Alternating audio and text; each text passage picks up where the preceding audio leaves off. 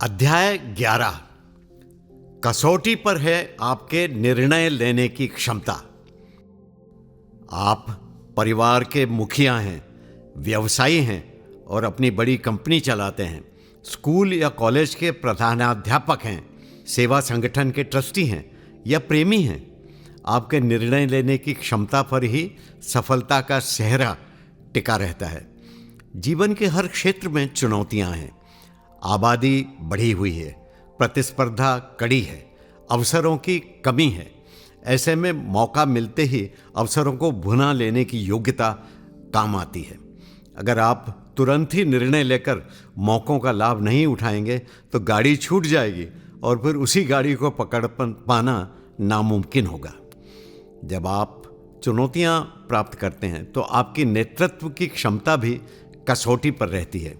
उस कसौटी पर स्वयं उतरकर कामयाबी का सेहरा बांधना है तो स्वविवेक से तुरंत उचित निर्णय लेने की काबिलियत को निखार सामने लाना होगा।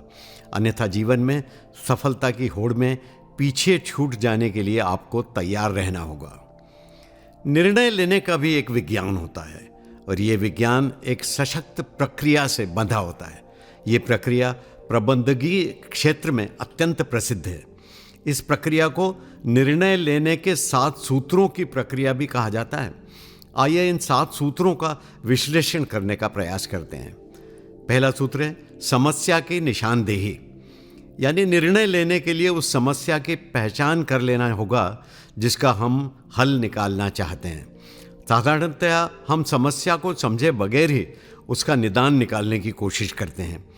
जल्दबाजी में की गई ऐसी कोई भी कोशिश नाकामयाबी का द्वार खोल सकती है। प्रबंधकीय क्षेत्र में किया गया कोई भी गलत निर्णय आर्थिक नुकसान करने के अलावा कंपनी के ढांचे को भी नुकसान पहुंचा सकता है। आध्यात्मिक क्षेत्र में भी यही नियम है कि गलती को सुधारने की कोशिश करने के पहले ये तो जान लें कि गलती क्या है और कहाँ हो गई है। दूसरा सूत्र है कि समस्याओं के बारे में सारी जानकारी ले ली जाए।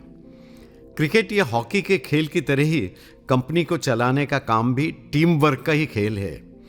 मूल समस्या के बारे में हितैषी सलाहकारों से राय लेनी चाहिए। आपको चाहिए कि पहले से कोई राय बनाकर उसे अपने सलाहकारों पर थोपने का कार्य न करें। सामूहिक जिम्मेदारी से कार्य करेंगे तो समस्या की तस्वीर ज़्यादा स्पष्ट नज़र आने लगेगी। अगर आप पूर्वाग्रहग्रस्त होंगे तो सही निर्णय तक कभी पहुंच नहीं सकेंगे। सभी को अपनी राय प्रकट करने का अवसर प्रदान करना चाहिए। अपना निर्णय थोपेंगे तो सामूहिक सिद्धांतों की जिम्मेदारी का जो सिद्धांत है उसको पराजित कर देंगे। आप स्वयं तनाव में आ जाएंगे और सही हल निकालने की स्थिति में नहीं रहेंगे। नंबर 3, विकल्पों की पहचान। मान लीजिए कि आपने कोई समाधान खोजा है, पर अपने हितैषी साथियों से चर्चा करके विकल्पों का विश्लेषण भी ज़रूर करिए। ये विकल्प तब लागू करने में बड़े काम आते हैं जब आपकी मूल योजना असफल हो जाती है। कई बार सूचनाएं एकत्रित करते वक्त इतनी ज़्यादा जानकारियां मिल जाती है कि आप स्वयं उधेड़-बुन में पड़ जाते हैं। कौन सी जानकारियां सत्य के ज़्यादा नज़दीक हैं, ये फैसला आपको अपने विवेक से खुद ही करना पड़ेगा। समस्या की गलत पहचान हो गई तो सारी कसरत व मशक्क़त ही नाकामयाबी का रास्ता नापेगी। इसलिए समस्या की सही पहचान व विकल्पों की निशानदेही करके तैयारी रखना बहुत ज़रूरी होता है। सफलता व असफलता के बीच उपरोक्त दोनों बातें दीवार की तरह खड़ी हो जाती हैं।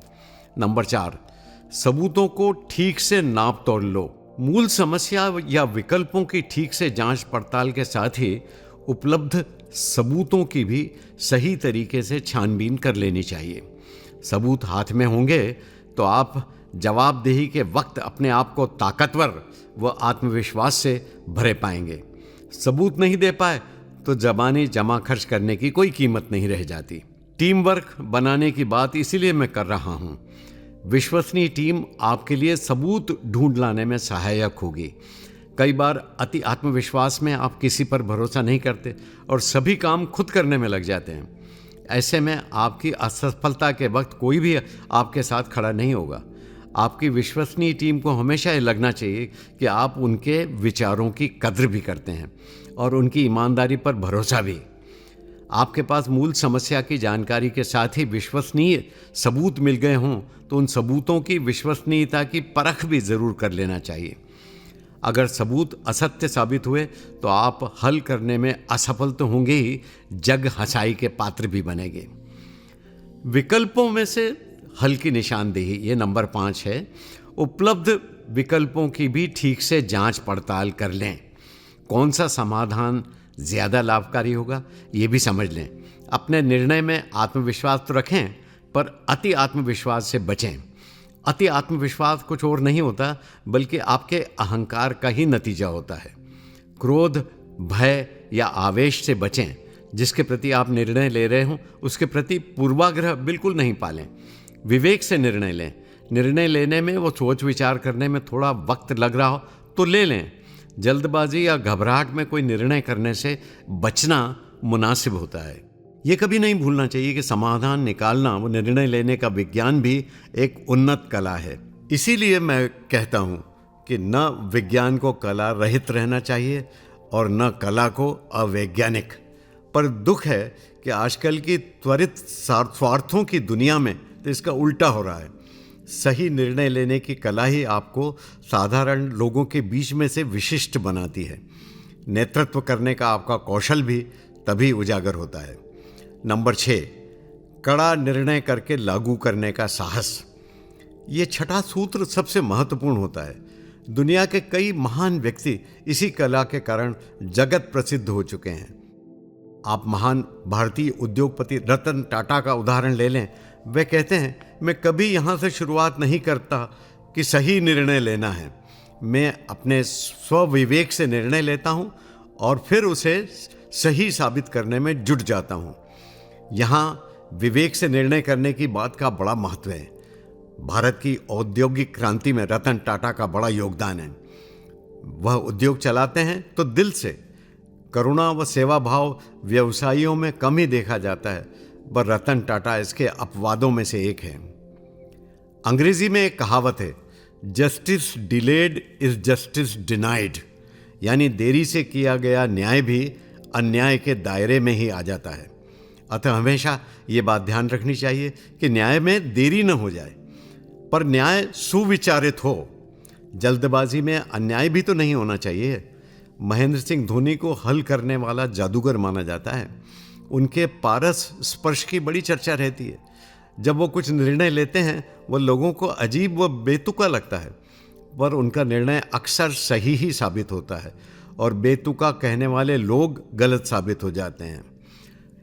वह स्वविवेक, आत्मविश्वास व अंतःकरण की आवाज़ पर निर्णय ले लेते हैं और उनके प्रयासों से भारत विश्व क्रिकेट के सिंहासन पर बैठने में सफल हुआ।